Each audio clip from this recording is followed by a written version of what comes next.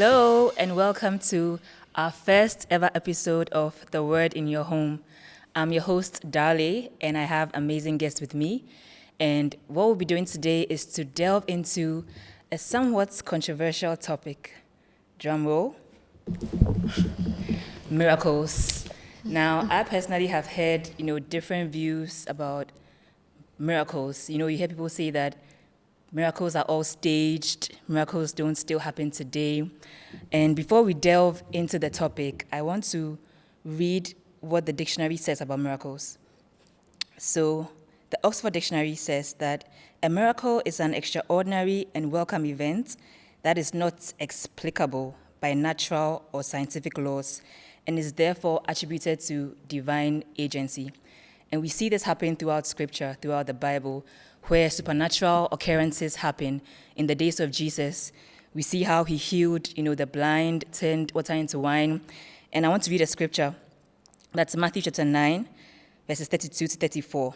In the Passion Translation, it says, "While they were leaving, some people brought before Jesus a demonized man who could not speak. Jesus cast the demon out of him, and immediately the man began to speak plainly.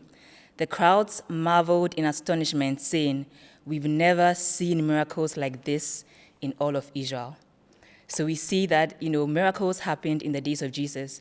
But I think the key question that I want to ask, and that many people have been asking, is, do miracles still exist today? So, Dr. Esther, what do you have to say?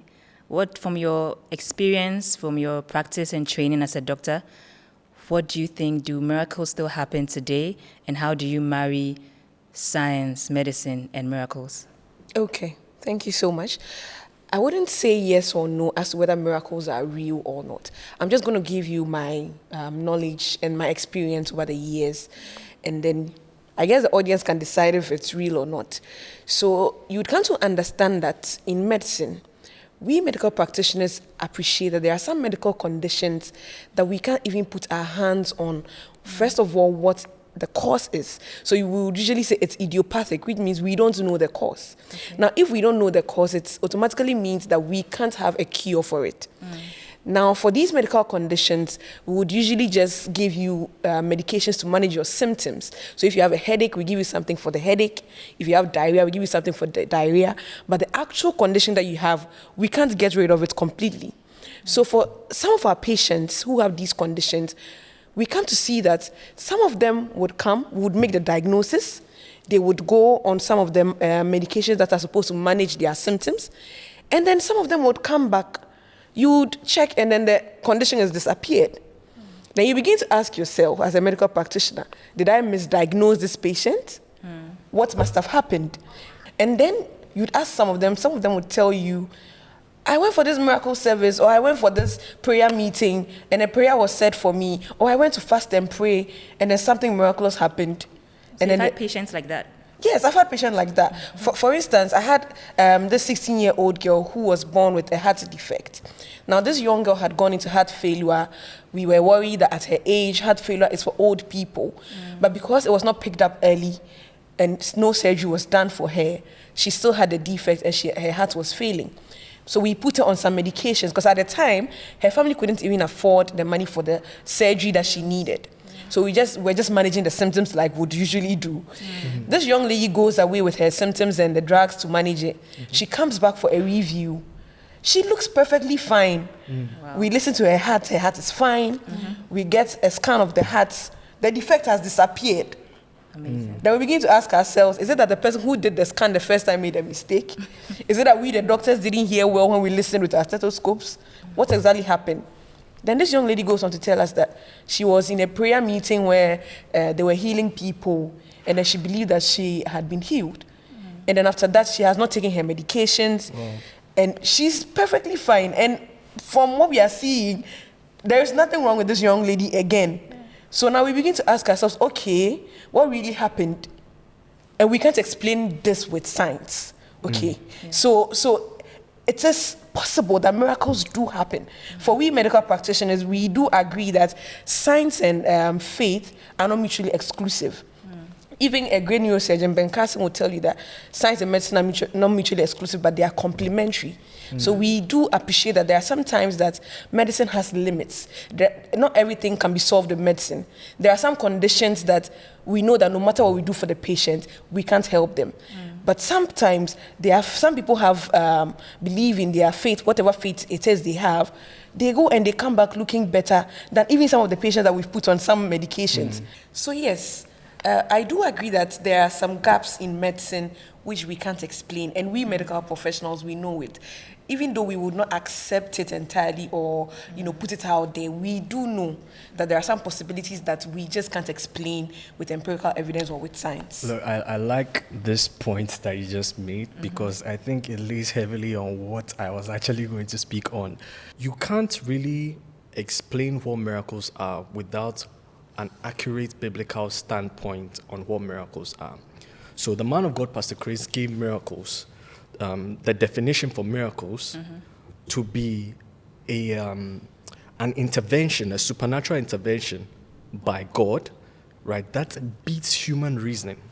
Now, when we talk about anything spirituality or we talk about God, people actually liken it to something that is a happenstance.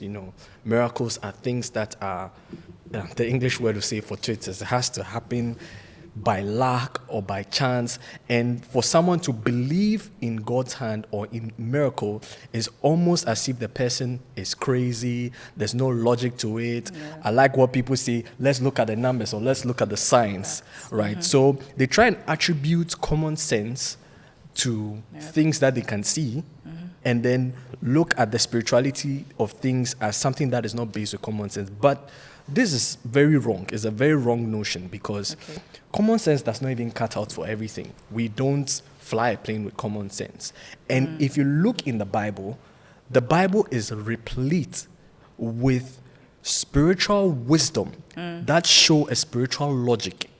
You understand? So there is the supernatural world or spirituality has a logic to it. And if you don't know the scriptures, you will not know the supernatural logic that happens with it. So miracles are not just anything magical. They don't just fall from the tree. It first happens by the power of God, right? And they are based on the supernatural laws of wisdom.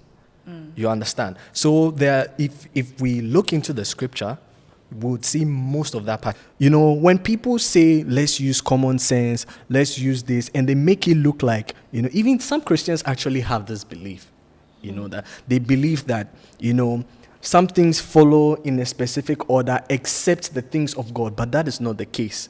The things of God also has a logic to it. And that is why I'm here to also give this, spiritual point. If you understand the scriptures, right? If you know the scriptures, you will know the spiritual perspective. You know the patterns, the logic to some of these spiritual phenomenons. Yeah.